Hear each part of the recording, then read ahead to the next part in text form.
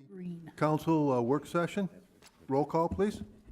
Mayor Wilson, Here. Vice Mayor Schroeder, Present. Councilmember Cross, Here. Councilmember Heck, Here.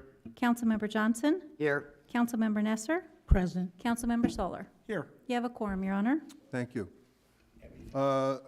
Presentation, discussion of the Apache Junction Area Regional Drainage Project north of Lost Dutchman and Goldfield Roads.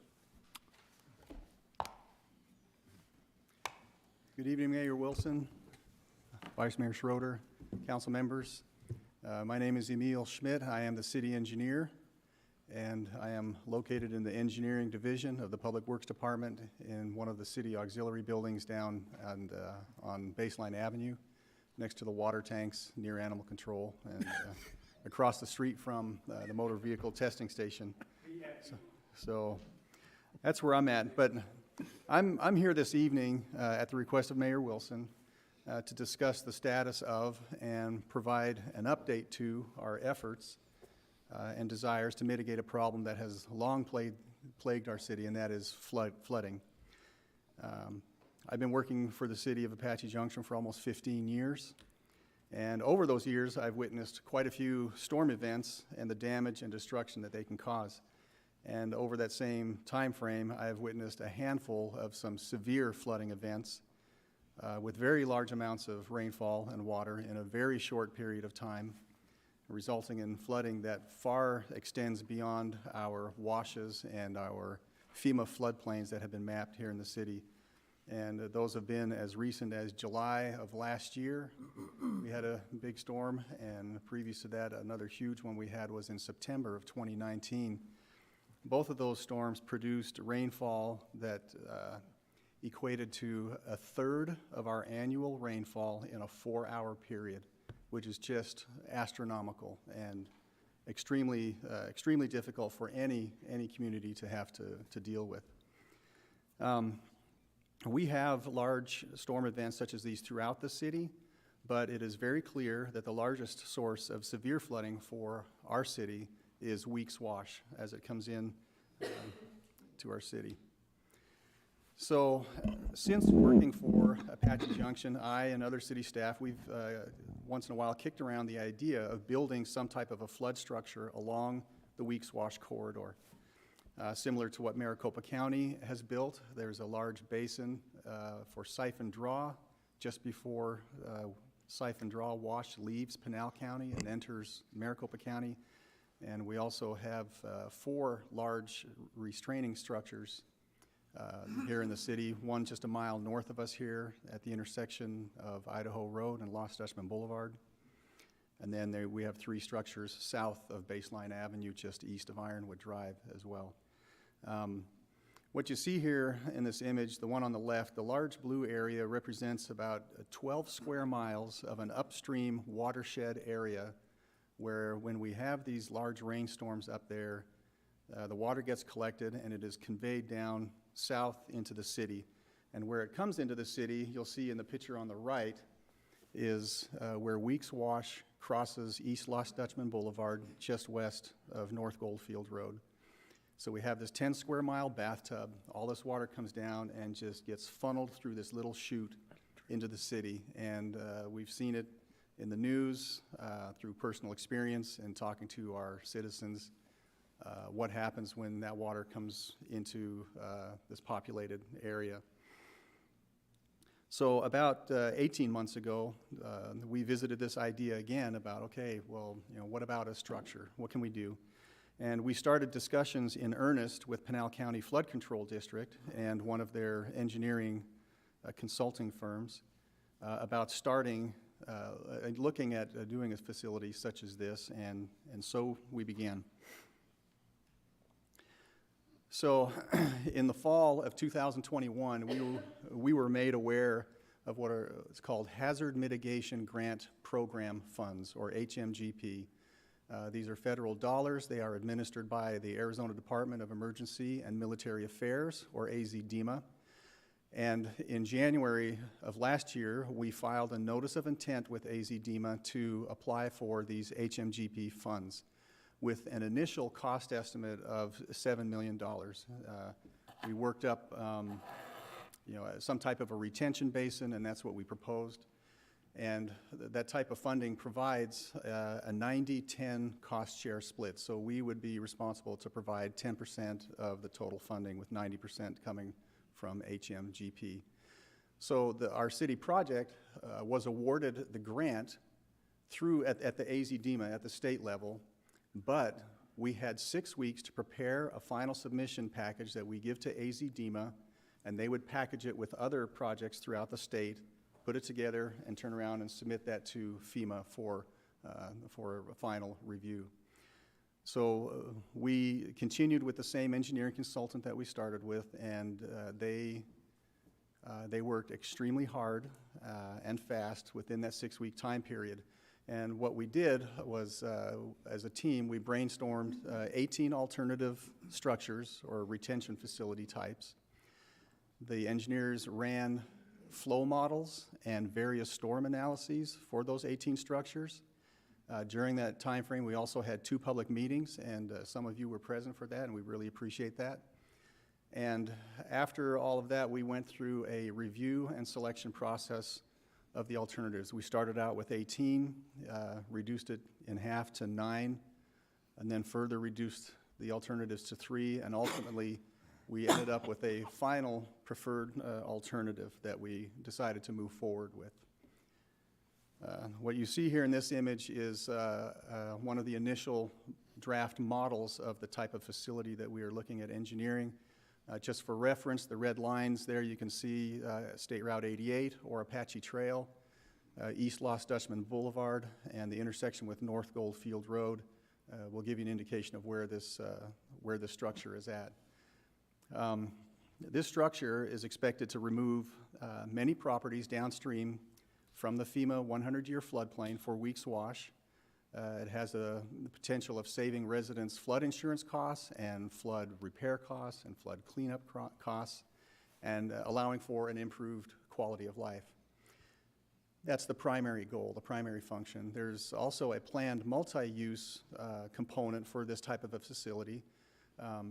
It will increase public safety, it will enhance emergency access, reduce risk to utility infrastructure, decrease the burden of city post-storm cleanup, while offering the potential for integration of enhanced public features. Now, what I mean by enhanced public features is this structure is very near to our trail systems that we have on BLM land. We would like to incorporate this into the use with our trail system. We also envision an educational component to a structure such as this, where students from schools or classes could come out to the site. We might have some display boards or placards or something describing the function of stormwater, groundwater, water quality and pollution. What happens to water when it's collected? What happens if we don't collect it? A great educational opportunity here that we'd like to cash in on. We already have our annual water festival in April, I believe April or May, through the Water District, and some components of groundwater and stormwater quality are taught there. This would be a great facility to add to that type of an activity. So the structure that you see here, just kind of give you an idea of the scale. It's about 30 feet tall, set back about 100 or so feet from the pavement of Lost Dutchman Boulevard. We will be disturbing approximately 80 acres of land with an impounding area, a stormwater ponding area of about 90 to 100 acres above the structure. And it will hold about 1,400 acre feet of water. So if you can visualize 1 acre of land, 1 foot deep, 1,400 of those, that's the amount of water that we're looking at. Part of this structure, too, is right now we have about 6,000 cubic feet per second, a large flow. That's a flow measurement. This structure will throttle that back to about 800 or 900 CFS. We can't completely choke off the water. We have to allow some sediment to carry on through, because that's how, from an environmental standpoint, the land grows and is fed. So we can't choke it off, and if we completely stopped all the sediment, then we start introducing some scour and erosion issues, which we don't want to have. But this particular model run here that you can see the dark blue area, the water ponding upstream, and downstream you just see a small amount of water coming through. I didn't have an image of what this would look like without that structure in place, but south of Lost Dutchman, it was a lot more blue in that area. So significantly reduced here. So this land, the ownership of that land currently as it sits, the yellow boundary that you see is the project area. Not that we're going to utilize every single square inch, but that was what we initially identified as areas that we're interested in. The green area represents land owned by the Arizona State Land Department. The purple area, the Bureau of Land Management ownership.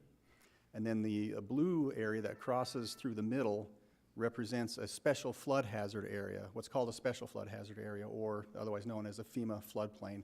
So some of this land is already encumbered by an existing floodplain, which has a whole different set of rules when it comes to development.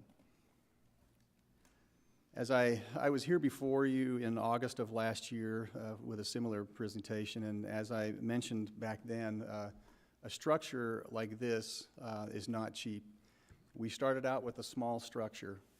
As we started running through the different alternatives and comparing that to the ultimate goal which we have, and that is flood mitigation and flood protection, we thought, okay, we need to protect as much as we can. So with that, the project became bigger. We knew that we were exceeding the capacity of the HMGP funds, but we had commitments from other departments that, this is important and we need to move forward with it. We're going to look for different opportunities for funding. So in addition to the HMGP grant application, earlier this year, well, a couple of weeks ago, in fact, we applied for 2 additional grants. One that's called the Building Resilient Infrastructure and Communities Grant, or BRIC, and also Flood Mitigation Assistance Grant, or FMA. These are 2 similar grant funding sources, but with this we were able to apply for the projected cost of this project, which right now is about $59.3 million. With the city share at 25%, which is $14 million.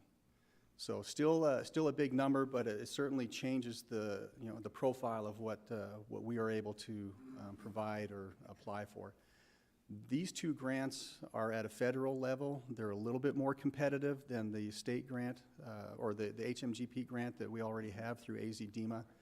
So we are subject to a competitive process here. Those grants were just turned in. And just to give you an idea of the breakdown of what that 59.3 is for, construction, roughly 75%. And it's not just dirt. There are some concrete structures that are involved with that. Some relocation and demolition. A good portion of that also would be the land purchase.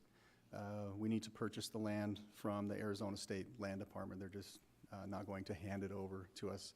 And then we also have some administrative and engineering fees involved with that. So those 2 grants we're pursuing as well. But also in January, we had received a letter from the Maricopa County Flood Control District outlining some updates to their small project assistance program. So small in terms of $250,000. But our engineering team went ahead and reached out to some of the higher ups at Maricopa Flood Control to talk about, okay, how about large regional projects that also benefit Maricopa County? So we're starting the dialogue with them on that, and that potentially may be a partnership there that we can leverage on our behalf here. Besides those items, we are also continuing to look at additional funding options and opportunities since the cost that we have for construction right now exceeds the grant monies that we do have available to us. We've had several meetings between city staff, meaning myself, Matt Busby, and Leslie Duresh with finance, meeting with the engineering team, just to brainstorm some different funding options, but not just the options, but what would it take to, what are the pros and cons with each of those options to make those viable for this project. In terms of schedule, Where we are at right now, the grant documents for all three will need to be reviewed by FEMA. The HMGP grant is already with FEMA for processing, their final processing, and the BRIC and FMA grants that we just applied for a week or two ago, those will be going to FEMA shortly. Obviously, we look forward to hearing back from FEMA through AZDEMA on the outcomes of these three grants that we have. I've got my fingers crossed for the BRIC and FMA grants because that certainly shifts gears quite significantly for us. And in conjunction with that, last week I also completed an application with the State Land Department for the purchase of a roughly 75 acres north of Lost Dutchman Boulevard. So we started the process with them. We do have some American Rescue Plan Act or ARPA funds designated or set aside towards that land purchase. And that application being turned in also gives us, speeds up the application for a right of entry, which basically means that we would have permission to enter this area that we're interested in because we need to get some engineering staff out there to start doing some geotechnical or soils investigations to see, the type of ground that we have out there. We also have some environmental and cultural resource investigations that we need to do not only as a state land department requirement, but it's also required by FEMA with the type of funding that we have for this project. So we need to get those started because they can take some time to get those completed. Once we do hear back from AZDEMA on either one of those three grants, then that starts what's called an environmental and historic preservation phase of the project, which we anticipate starting here in the summer of this year. But with that EHP kickoff, that starts the 36-month time clock that I mentioned back in August. 36 months for all the investigation, for design and construction. So by July of 2026, the last bulldozer is leaving that site and we have a fully functional drainage structure. As part of that design process, we will be having future public meetings. We will certainly let everyone know when those are, and we welcome your attendance to those again and participation. We had a number of citizens out there for the last two that we had, and we'll be doing a lot of promotion and advertising for these next ones that'll be coming about, and so we expect to have quite a greater number of people there. In conclusion, as I mentioned in last August, a project of this scope and nature, what it can do alone in terms of flood mitigation and the quality of life and the protection to property and life that it can provide. It is a huge project, but we have to try, and we've been fortunate to have several opportunities come our way. We are looking at other options right now, also other outreach to others at a state and maybe even a federal level to that. And last year, if you remember, I mentioned the number of 4,200 to you. There's 4,200 parcels downstream from this structure that could benefit from this flood mitigation. Vast majority of these are already outside of an existing floodplain, but we've seen the types of floods that we have had in the past, and this is the number of parcels that we anticipate being able to protect. I want to provide another number for you this time, and that is 100 years. A structure of this magnitude and jurisdictional requirements needs to have a 100-year life cycle. So the other structures that I mentioned earlier, the one up the road here, I believe was built in the mid-80s or something like that. The three down south, a little bit before that. So the three down south are midway through their 100-year life cycle, plus or minus. So I'm looking at hopefully being able to generate a project or create a project here that can provide a minimum of 100 years of protection for our residents after we're all long gone.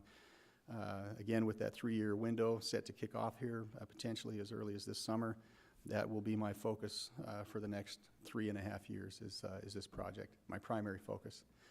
I'd be happy to answer any questions, any comments or concerns. Mayor? Your Honor. Yes. So you mentioned 1,400 acre-feet of water potential. Will any of that land have groundwater recharging capabilities? Yes, we are looking into that. We are keeping that separate from this project right now, since the primary goal of this project is flood mitigation. But we've already started conversations with Arizona Department of Water Resources and some others in terms of, okay, what would it take? What do we need to do for not just the recharge capabilities, but recharge credits potentially that the city could receive from that. Part of that equation is that those types of recharges are done via a permit or by a permit from ADWR. It involves installation of structures for not only a injection well or a recharge well to get the water down into the groundwater levels, but downstream we would need to also install and monitor what's called monitoring wells to gauge the amount of water that's being recharged into that ground. So to make a final decision on whether we will do that or not, we are certainly interested in it. We would like to do that, but it's kind of a cost versus benefit.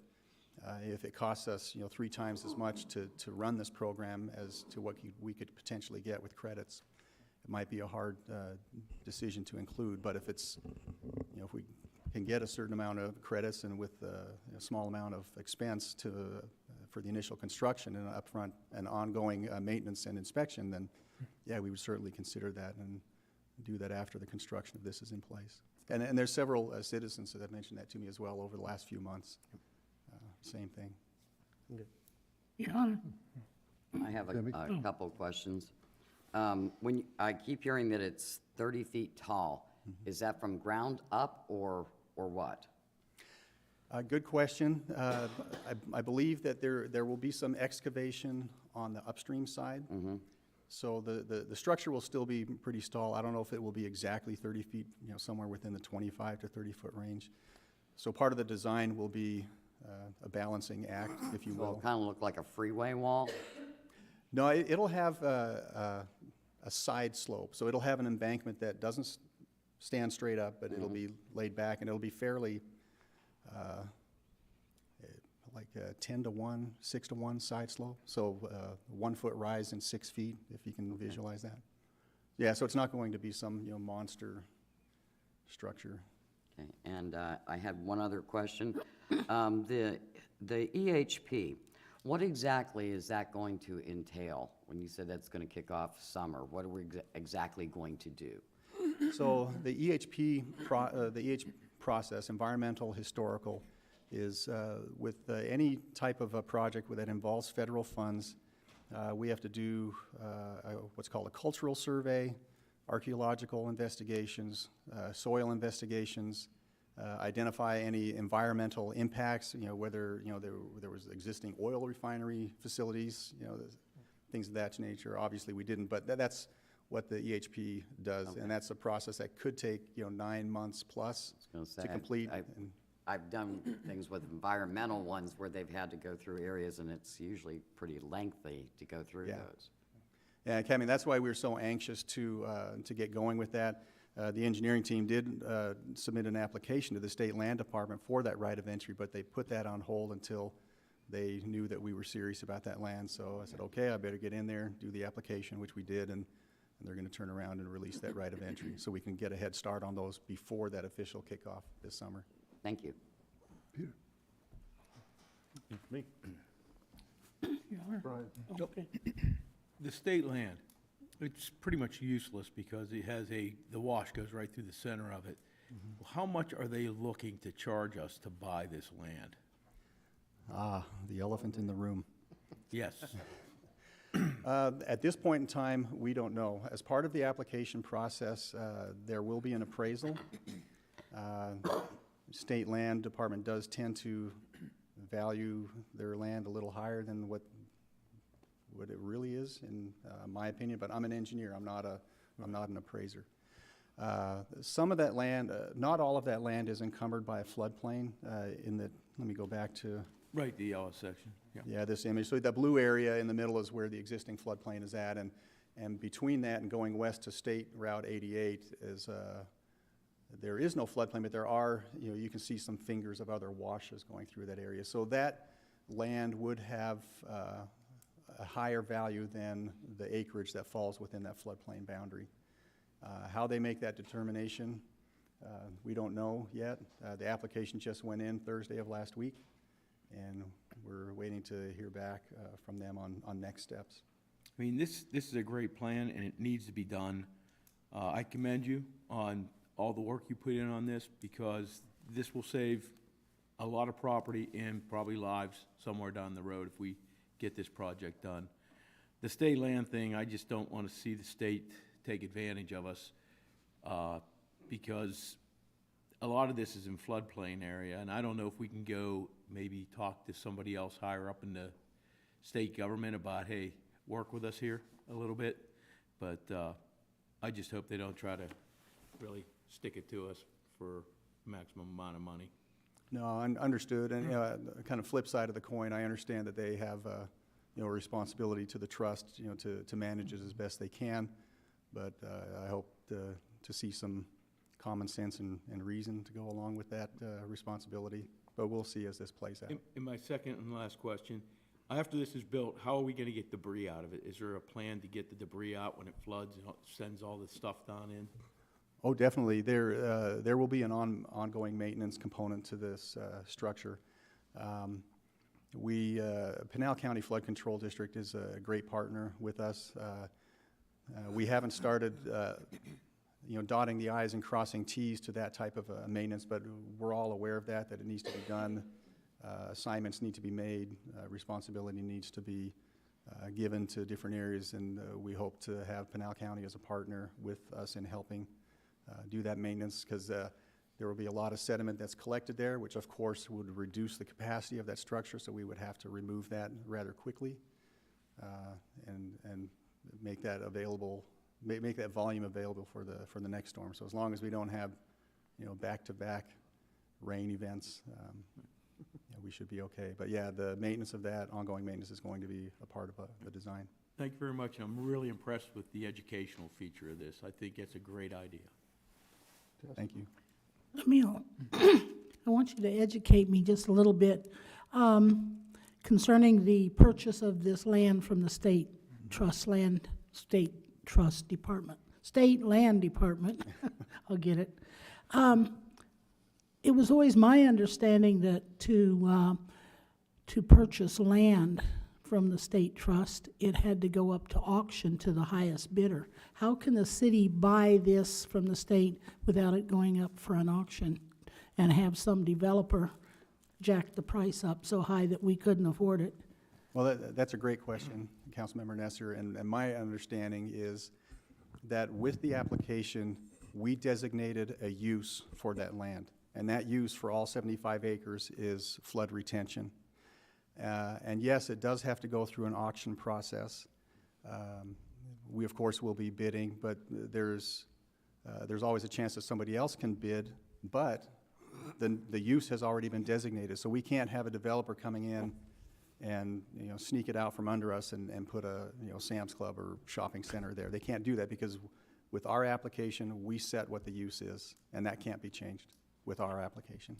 Okay, thank you. Your Honor, and the land that we're on now was a similar process for public institution. So the state land original where the city government was, state land, and then our land that we're on now was purchased through the state land department, probably around 2001, and it went through an auction, but it was designated for public institution. I can't remember exactly what it was, but it went through an auction, and the city was the only one that bid, and we got the amount that was praised for. Well, so this $15 million campaign, building of structures that's capable of holding 1,400 acre-feet of water, has AJ Water or Arizona Water been approached, see if they want to partner up on this to take advantage of that?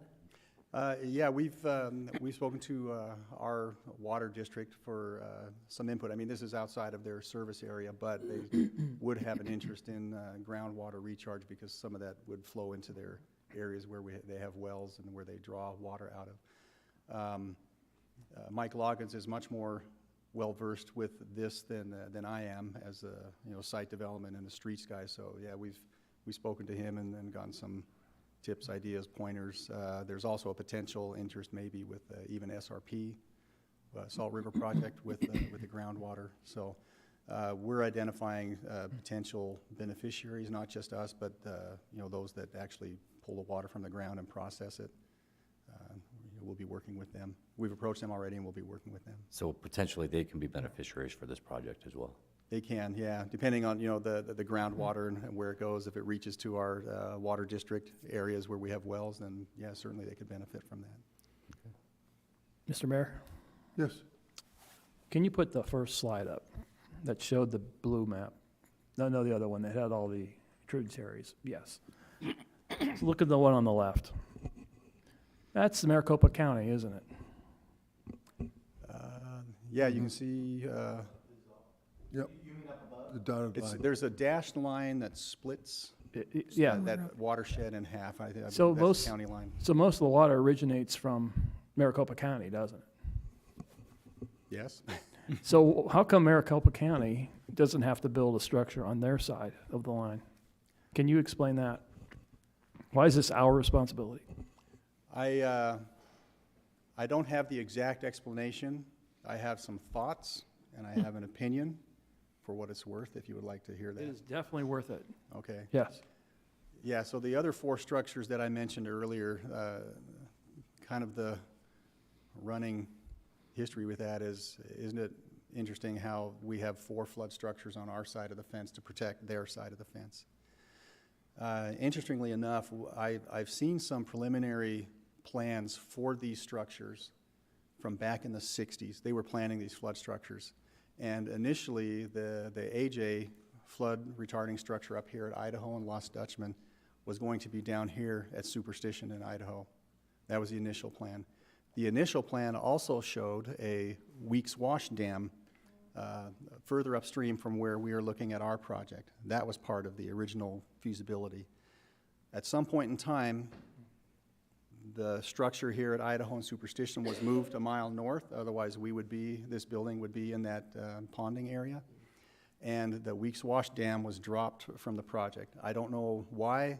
Maybe it didn't impact as much of Maricopa County back in the 70s, and they well, we don't want to spend the money on that. I'm just guessing. I really don't know why, but it's been so long, I don't know if anybody at McFlood has an answer on that. We're seeking out all interested parties to help participate. So just spoke with the Pinal County Manager today, Leo Liu. He's also interested. We've been working very closely with Pinal County. So we'll be working with, and we'll include Maricopa County now to see, as we've worked with, and Mayor, I don't know if you were going to bring this up, but we've got meetings set up with staff from Senator Kelly, Senator Sinema, and Representative Biggs also, because we want them to be aware this is the one major federal, because it's dealing with state land, BLM. It's going to take all parties to help really put together and put this puzzle to make it happen together. Yeah, I was going to give a comment that we've already touched base with them initially, and we're following up with more specific meetings, sitting with them on it, and educate them, as well as giving some, I'll say, facts as to what's happening, working on some of our pictures that we have for the rescues that we've already accomplished, and showing how devastating it is when it comes down, and basically, in a sense, trying to educate them as much as possible so that they're on board as well. One question from me. You were talking about the thing having to be completed by July, I think it was 2026. What would happen if we had a major rain and delayed things for several months? Would that be able to be moved? I don't know the answer to that question. We are in very close communication with the AZ DEMA folks, who are very supportive of this project and a great group to work with. They're kind of the state representative for these FEMA funds, and whenever we have questions like that, they'll take it back to the FEMA Region 9 folks in San Francisco to get some guidance or some answers. Yeah, that is a good question. For a drainage structure of this size, what happens when we have a big storm, while it's being constructed? Hopefully, fortune smiles on us where we can have a construction window that's outside of the monsoon season, maybe complete it before the 2026 monsoon season. But if we had to, the contractors have dealt with drainage issues before during construction, and there are contractors that deal with large projects like this and have dealt with that before, so. Okay. I'll have to defer to their experience with construction to deal with that. Could we get, could the council members get this presentation? And it's not on our Yeah. items. It would be nice to have that to Yeah. look at, that you because this is such a large project. Yeah. I think that we would all like to be able to look at it after we leave here today as well. Okay, yeah, well, I can do that. Who would Yeah, I- send that to Matt and we'll get that to, As soon as- to the Okay, council. I'll get that over to Matt. And then also, along with that, we're updating a 4-page bullet point document, if you will, that also outlines the project items and benefits and whatnot and some of the funding. We're updating that because of the recent grant applications, but that will be available for use as well, for you and to the public to help explain the project. Okay, no other questions? Thank you. You bet. Thank you for the education as well. Appreciate it. Thank you. Presentation and discussion on intergovernment agreement with the town of Eager for transfer of used equipment. This one?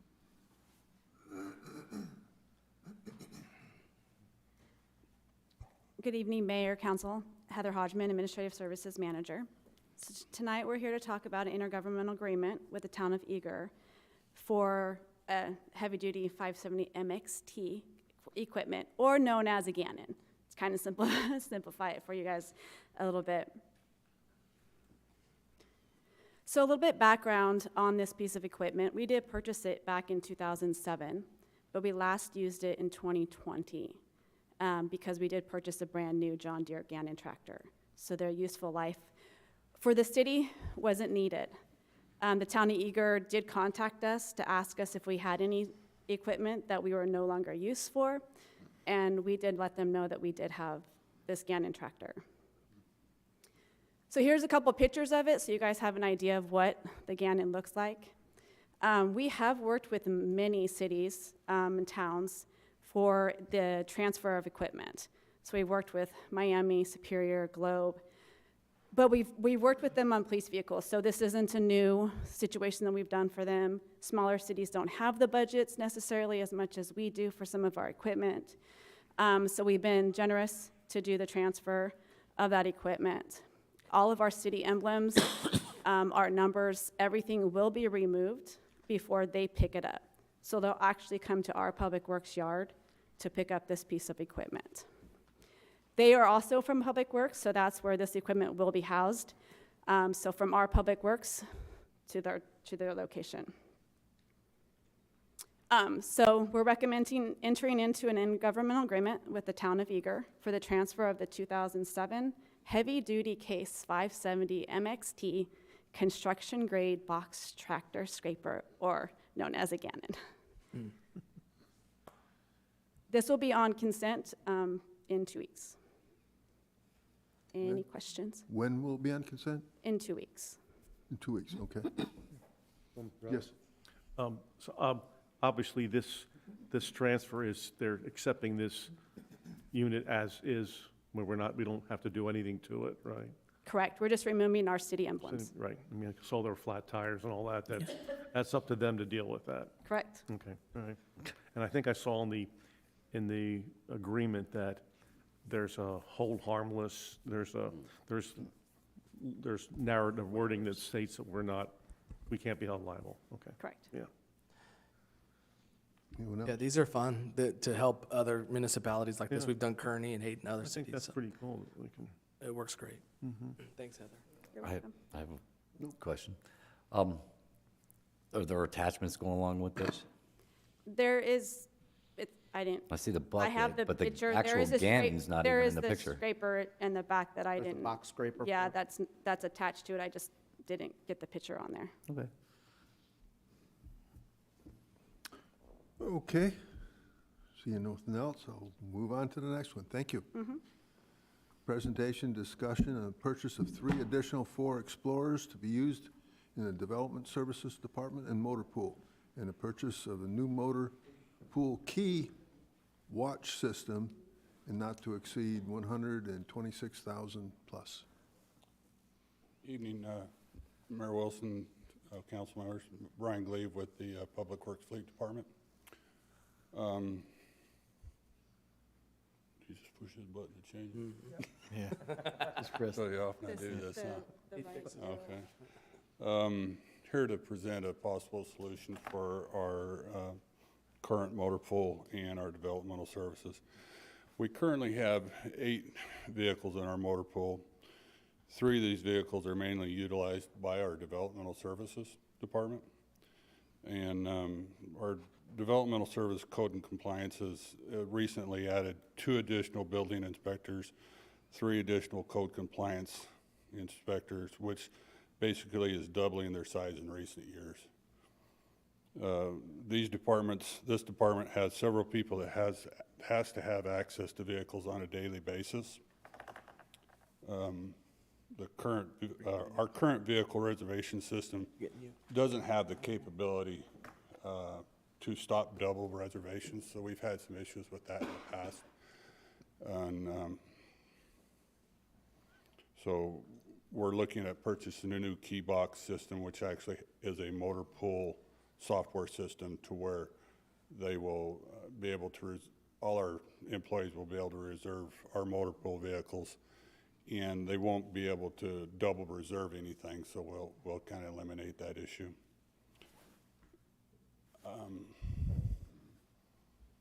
The current IT system that we have for our key box is something that IT did for us.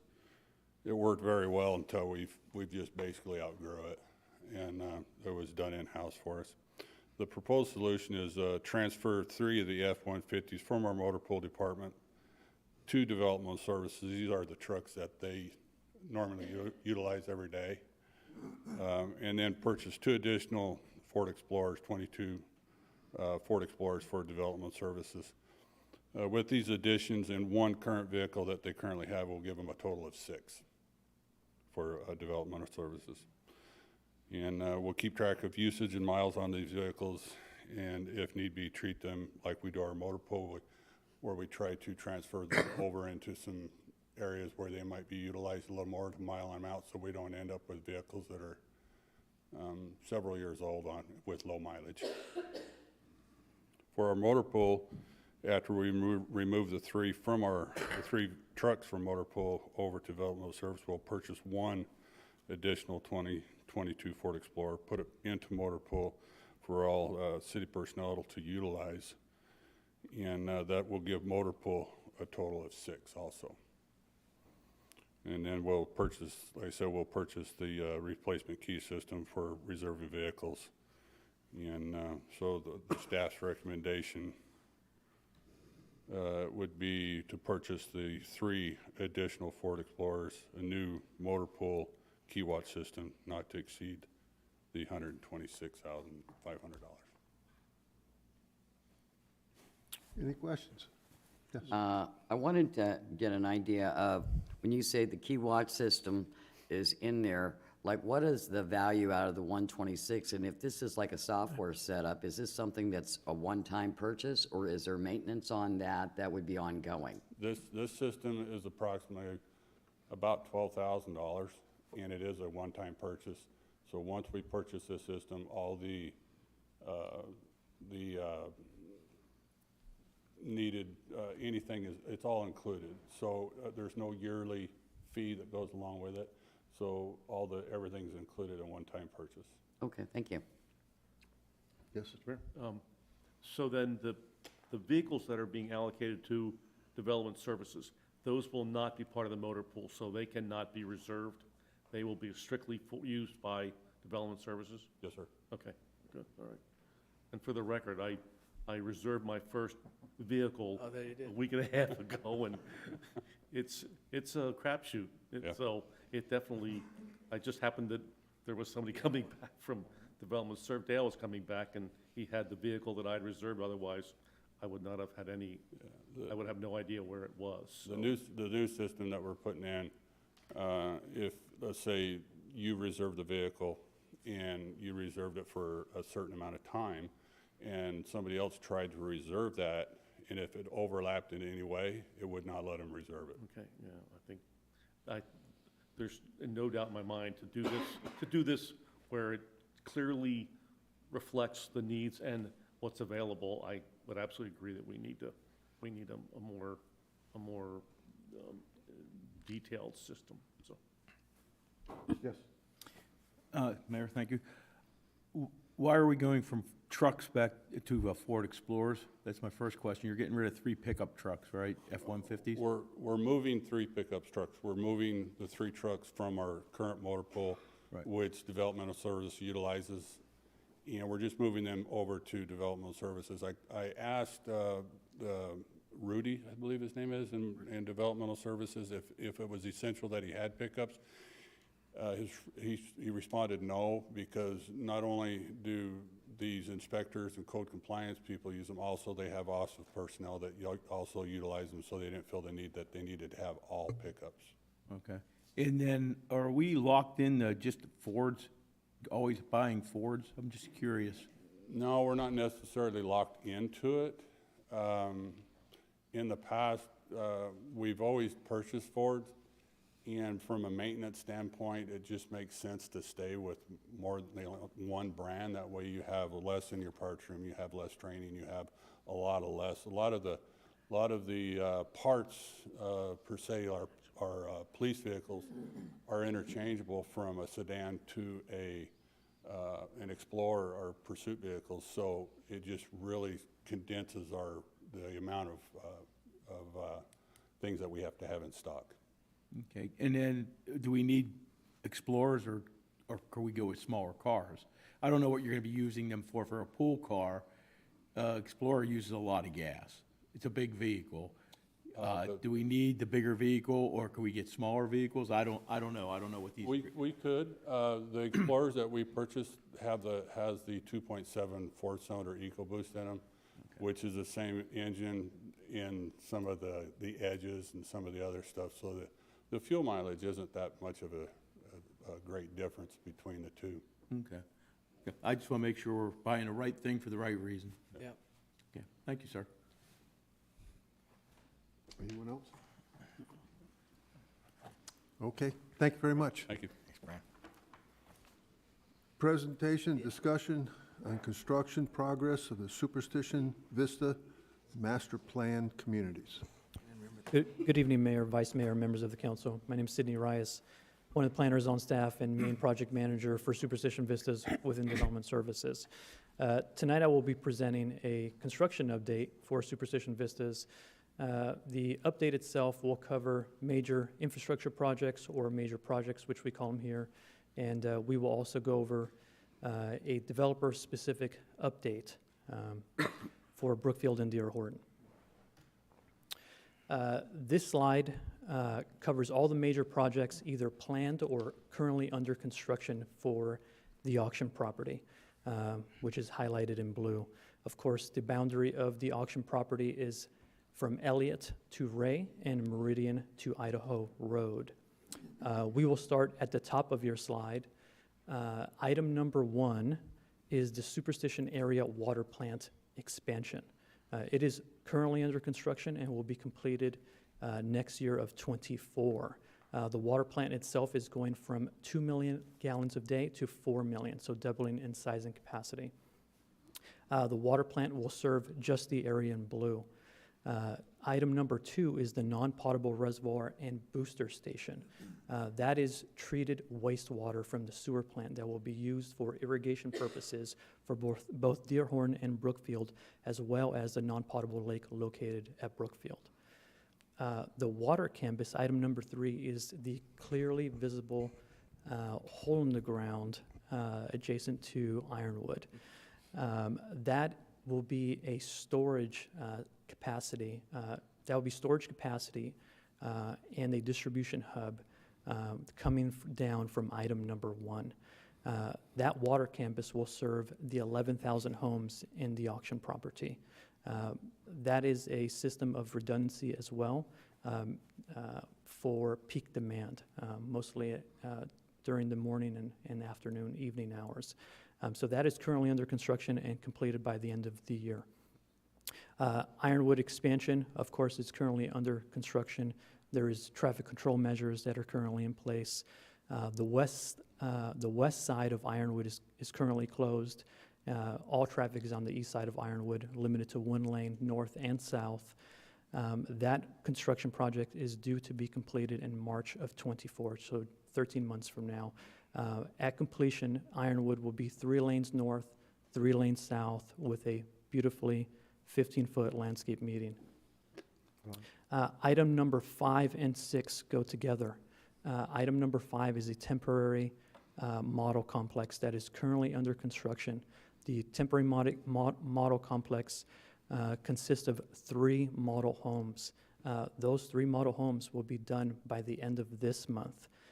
They will complete those homes within 30 days from their start date. So at the end of the month, it'll probably be about 28 to 29 days where those model homes will be totally complete. Item number 6 is the permanent model complex. That is adjacent to their community park, also known as parcel 1928. That model complex will be finished once Reverence Road gets paved, and I'll note where Reverence Road is located in a future slide, and once the community park is finished. Item number 7 and 9 also go together, which is the construction of Ray Road. Ray Road is divided on a west half and an east half. The west half is D.R. Horton's responsibility. They're moving at a faster pace than Brookfield. The west half of Ray Avenue will be completed by the end of March of this year. Item number 9, the east side of Ray will be completed late fall, most likely August. But you could see the construction from Ironwood today. Last item on this very busy slide is Williams Field Pump Station. That will take all the wastewater from the auction property, from the 11,000 homes, pump it up Meridian, diagonal to the canal, and then up north to the up Ironwood, and discharge and be treated at the sewer plant here next to item number 2. This slide covers D.R. Horton's half and where they are currently. These lots here south of this east-west collector is Salina Avenue. All these lots have been approved by City Council with the exception of 19.8, this parcel here, and the commercial corner parcel, which will be up for consideration within the next month or so. Total lots equal to approximately 1,200 lots.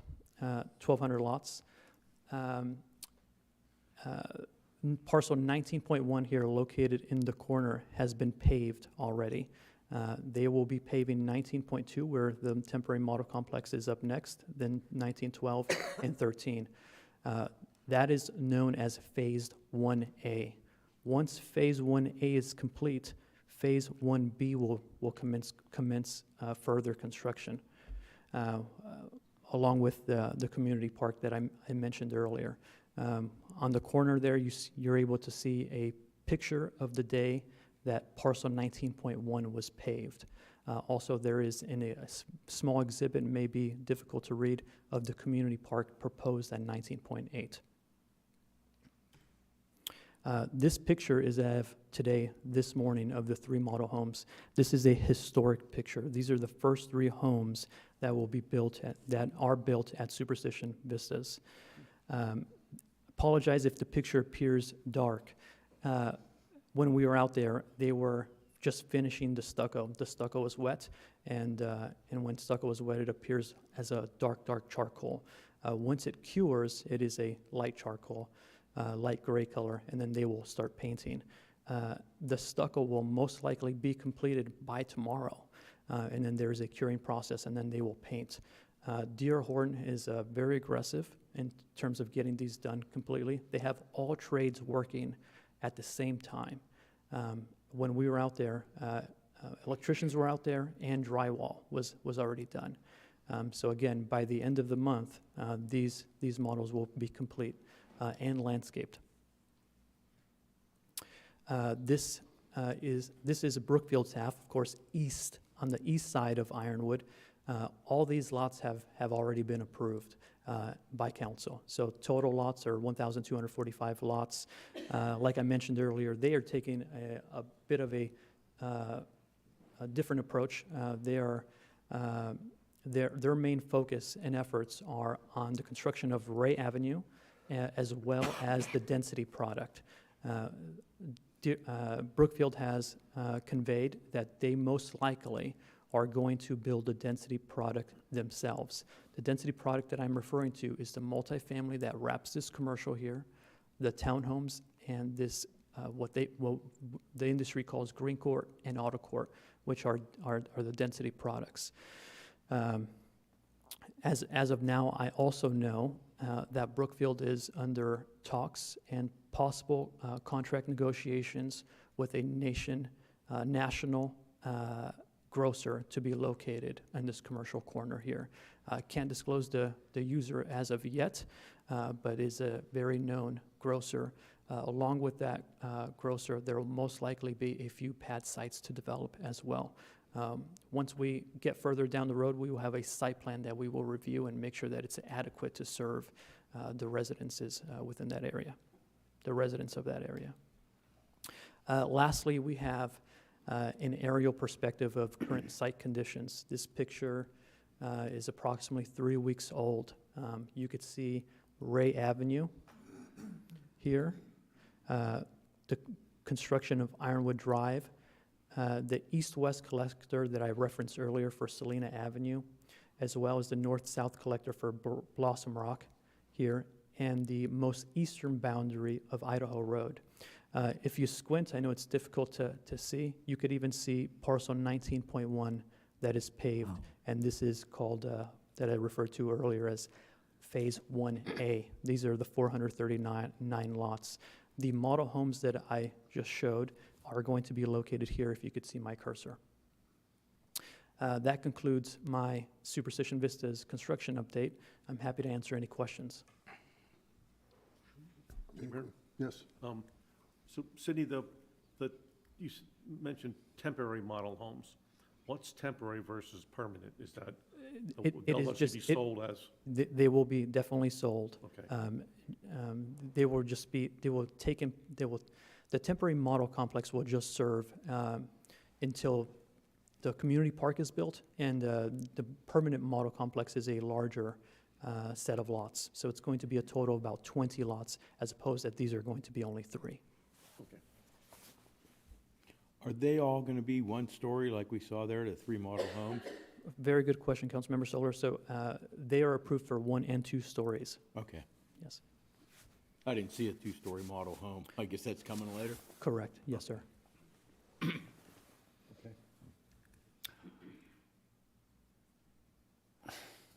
So those 3 miles, is that reflecting 1A? So are we safe to assume that those are the 3 models that are in that situation, and as they develop other areas, they'll have different models of homes? Very good question, Councilmember Schroeder. So they went through a design review with staff. They have 21 standard plans that are approved with 5 elevations each. So there'll be quite a variety of homes to be built. Something else that I forgot to mention during my presentation is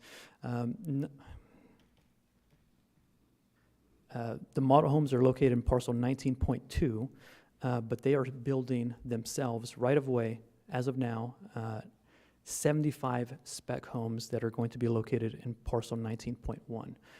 So Dearborn they do not have buyers for those homes yet, but they're planning to build them and put them on the market as soon as possible. So as soon as the model homes that are done on 19.2 are complete, they will focus their trades on parcel 19.1 for those 75 spec homes. Mayor. Yes. Sydney, I think they're moving along great. Sir. Like what I see. 3 model homes out of the ground and complete in 30 days is remarkable. It is. I'm not sure if I would personally want that home. Just wondering if that nail was actually driven in where it's supposed to be, but I'm sure they've done a Yeah. great job, and our inspectors have also done a that- great job in making right. sure everything's done up to code. Absolutely. And so, yeah, this is really super exciting. and Absolutely. So Appreciate it. I could honestly say that they've gone above and beyond our building codes. Sure. An example of that, because they are in a rush, they have tripled or close to quadrupled their costs for foundations to make sure that the foundation is fast curing. Yep. Yeah, and their engineers have given us their test reports and make sure that it meets all spec. So it's going to sound like a very technical detail. Most foundations are poured at about 3,000 PSI. They're about 5,000 to 6,000 PSI. Holy crap. So it's very difficult to manage, but it's very quickly cures, and that enabled them to go vertical on those models right away. Mayor? Oh, go ahead. I'm really happy to hear that you have a commercial spot coming in here. Hopefully, it's a grocer of some sort, I would hope. Because my big fear with this plan, and I've told everybody this, is everybody's gonna go 1 mile west. Because they got Fry's, they got Safeway, they got a bunch of stuff over there in the Eastmark area. I don't want that to happen. I want them to come and shop and stay in our city. So anything we can do to draw good businesses in and around this area will be a big plus. So I'm really excited to find out who's coming to that one commercial area and see what we can do to keep the people from going into Mesa and staying in our city. Absolutely, Councilmember Solar. We have the same intent and the same concern, and it's been planned for in the MPC, where we have a commercial corner for Brookfield's side, and then we also have a commercial corner for the Deerhorn side.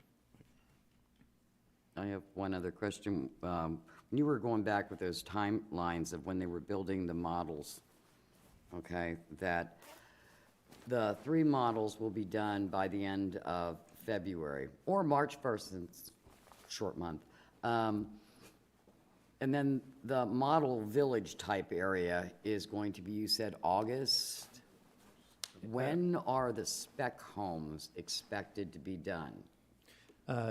I would say the spec homes would probably most likely be done in about the next 3 to 4 months, with people potentially moving in mid to late summer. That's what I was most interested in. Yes, ma'am. Thank you.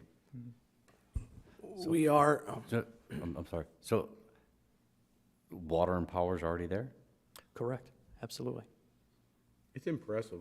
So they have taken a very aggressive approach, as I've said a number of times here. They have worked with development services, with all our engineers, with the city engineer, to make sure that all their utilities are in place and located in the right place. Their master plan community document, the MPC, gave the conceptuals, and it was a guiding document for all the engineering standards. So that really paved the way. It was the leadership of the council, really, that we see all the construction today. So it's mayor and the city council's leadership that facilitated their very quick development. I have another question. Bryant? and I'll just add, we're working with all groups in the community to include sewer outstanding to get us to this point, of course, SRP, including Republic Waste Services. They're gonna have customers in the summer. Gotta be ready for that, get their accounts going. Without the partnership of everybody coming together, this wouldn't be possible.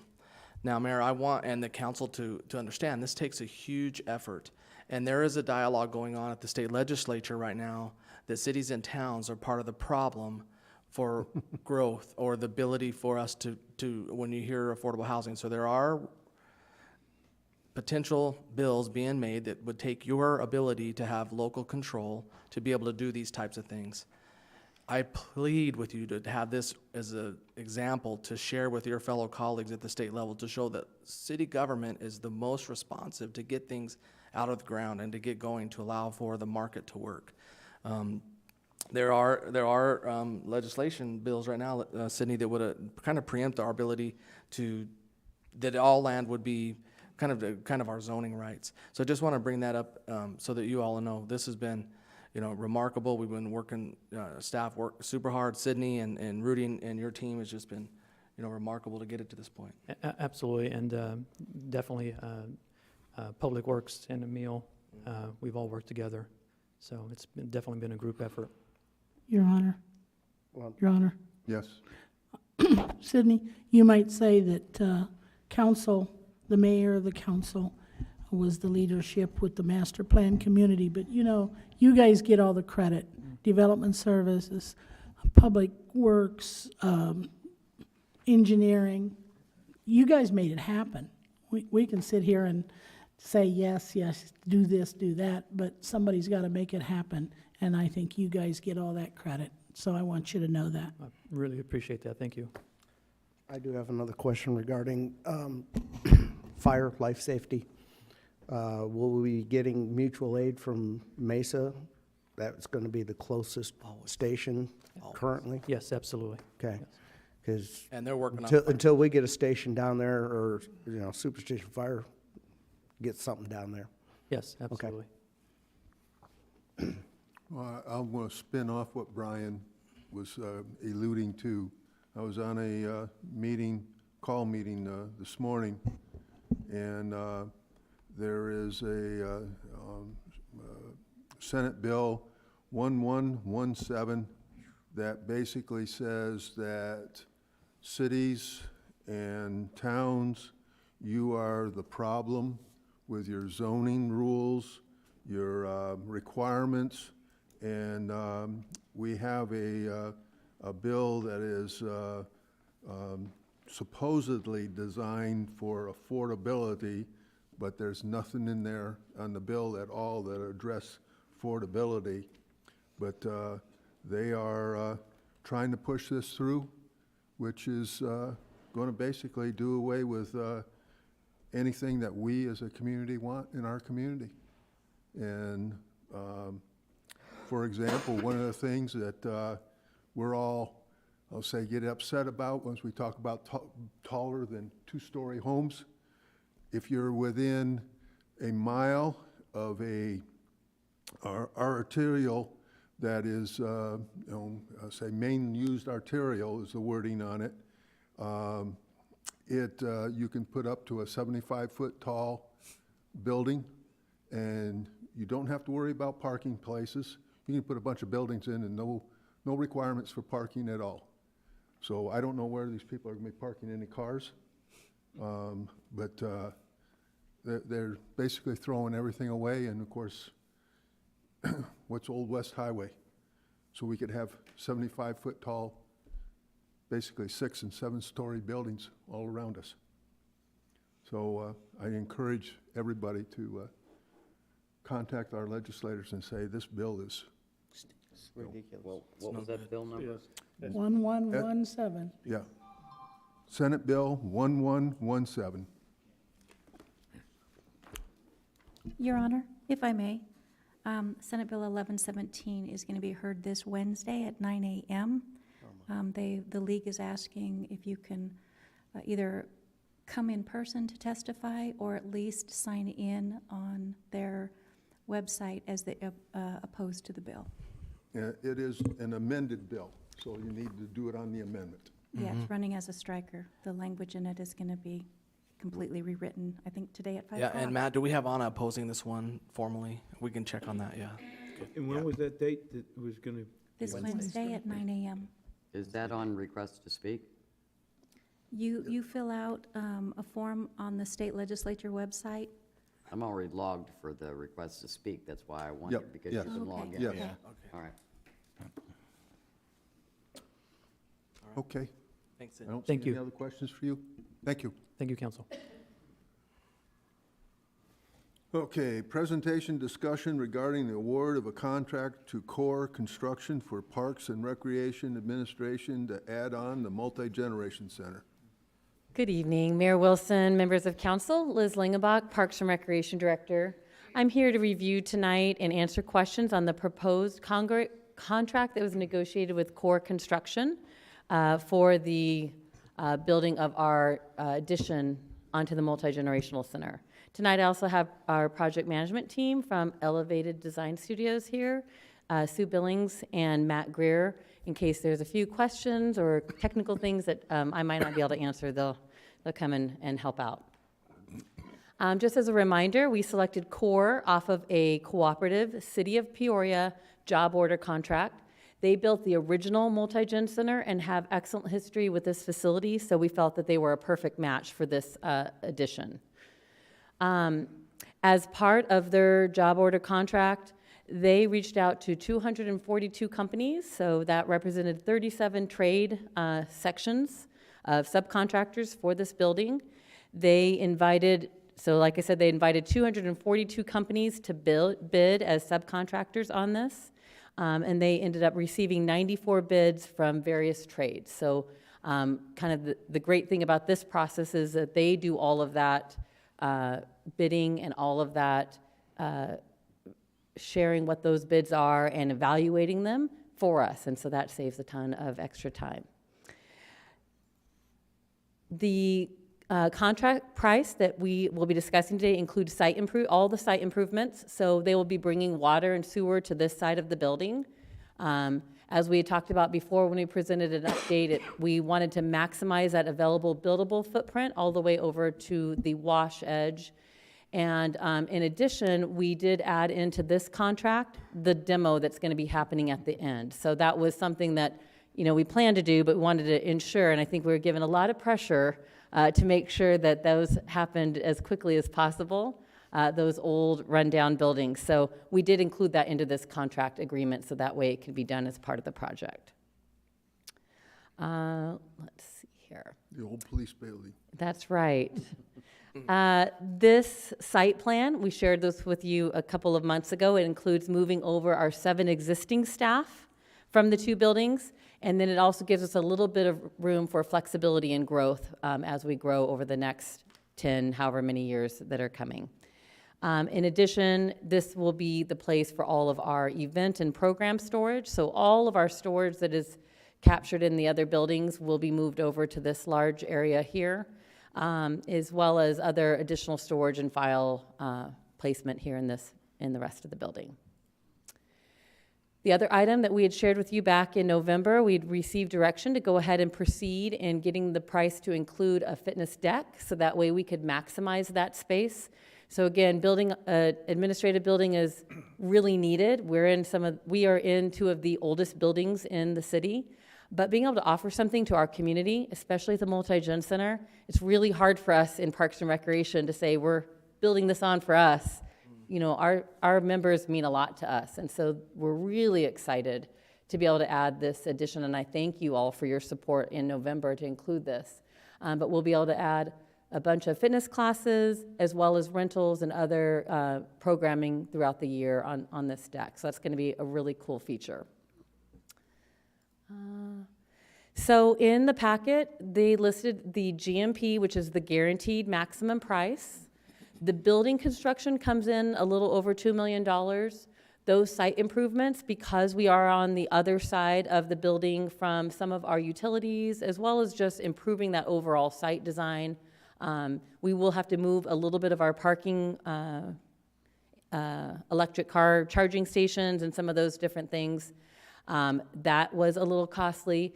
And then the admin demo came in at a little bit over $100,000. So the total GMP with some contingency built into it that is has to be owner approved, comes to a little over $2.6 million. And then in the contract, you will see that we are asking to add an additional 5%, which kind of puts us where we would normally be on a project. We like to be at about 10% contingency. Most of the time we don't use it, but every once in a while there's some little thing that pops up or a problem that we want to make sure that we are able to handle. And again, those are all owner driven. We have to approve them, and we have to be the ones who make sure that they fit what our needs are. The schedule. So our hope is that here in February we will be finalizing the contract with CORE. In March, we have a lot of long lead time items, so we are not probably spending the 4 or 5 times more for this product that D.R. Horton is, to be able to get their stuff going. I'm sure that that is very costly. We will be doing this project at a much slower pace. But in March, we do have a lot of long lead time items like masonry and steel that has to be ordered for this project. Substantial completion is planned for mid to end of December. And then we hope to move in that end of December, beginning of January timeframe, and then demo of the old modular Parks and Rec admin buildings at the beginning of February. And those are the old police department building, as well as the old city council chambers. And so we will definitely have some memorializing of that event when those do come down. In the contract document at the end, in Exhibit A, towards the very end of the packet, is the detailed schedule that will show you actual dates and target dates that they have listed within there. So just in summary, we are recommending award of contract to Core Construction. We will be bringing back this to your February 21st council meeting for final approval, so in a couple of weeks. And at this time, I would definitely love to entertain any questions, and then that will help us to kind of know what are some other pieces that you need to know before we bring it back in 2 weeks. Brian, What's that? you got a question? I do not. Get it done. Yes? Going to have a party when you move in? Yes, for sure. We will have a little welcoming, probably on our fitness deck. Robert, Burn down City Hall. any questions? Yeah, can we have a bonfire and maybe invite the community to, we can, $5 for a sledgehammer and everybody can take a whack at the old building. We can certainly discuss those ideas, yes. I'm just anxious for it to get going. Yeah. Yeah. Couple different questions regarding the scope of work. Okay. They didn't include in their scope of work to remove or replant one saguaro cactus. What's happening with it? So we have several saguaro cactus on our property, so we will be transplanting a couple of those to, we're hoping that it's going to be at the city complex, the Welcome to the City sign that's out on South Route 88, where we have all of that burnout. So we'll actually be working in February and March to be moving the couple of cactus that are in the demo area, and I think that there's one over by the multi-Jensen area. Okay. So But it's gonna be everything else handled is, in-house. yeah. Very good. And then one of the details on the structural masonry, they've omitted or are choosing not to put in a specific type of block. Did you guys change your minds as to having a raised split-face block, or? Can one of you guys come and just share, in case there's a little bit more question on that? But yes, so we did make some decisions based on what availability of some of the product, but I'll let Matt or Sue answer that, and in case you have any other real specific ones. Hi, Council. My name is Susan Billings with Elevated Design Studio, and this is my partner, Matt Greer, also with Elevated Design Studio. Do you know what specifically detail you're speaking of, so I can better answer your question? On page 7 of 15, under the structural masonry, line item 28. So it's 24. It's not going to be in this slide presentation. It's going to be Where is our, it's is gonna- our agenda item up? Because it is in the, I can get it up. Okay. In 1 second.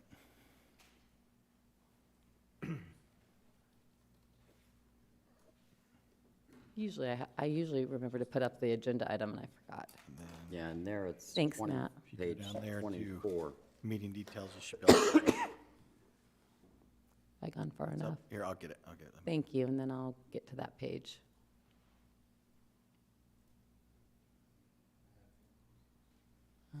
In the construct. Oh, is it the contract, sorry. In the contract. First one. Yep, that's okay. We'll bring it up so that everybody can see it. And what page did you say? Not the contract, well, keep, Oh, down in how the, many pages is right here on That's this one? 24. Oh, yeah, right there. You're hit on it. I Right, found you're it. on it. Perfect. okay, hold on, and I'll bring it up for you. Oops, sorry. A little bit. That was my fault. That's okay. I'm just going to make it a little bit trying to bigger. zoom it. Okay. Now you can. So you're speaking actually of a recessed detail that's clouded in red, I think. Yes. That's what it refers to. That detail appears on the existing building where you have 2 to 3 story high masonry walls with no other decoration. Okay, And we, at one time, were bringing that detail over to this facade, but this facade is drastically different in scale. And you already have the window detail, the railing detail, the column detail. Okay. So we didn't feel that that detail was necessary anymore. So Fair it was enough. a design evolution. right below that, you chose not to use powder-coated railings, but I saw somewhere else where you are applying a different type of painting. It's a high-performance coating on that railing. Okay. And then I noticed in a few other areas that you're not using or providing any ADA door operating mechanisms. Are we providing that in-house, or is that complete? What We're that- not going to have any handicapped people working.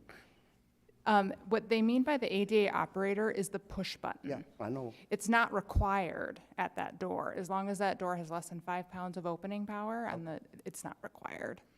Good. So it still meets ADA, absolutely. Okay. Thank you. Thank you. Anyone else? Anything else? Okay, thank you. Okay, this will be back in 2 weeks, most likely at your consent agenda for the contract. Pulling it up. Thanks. All right. Okay, I will adjourn. Thank you. Nice. Thank you, Liz. Great job.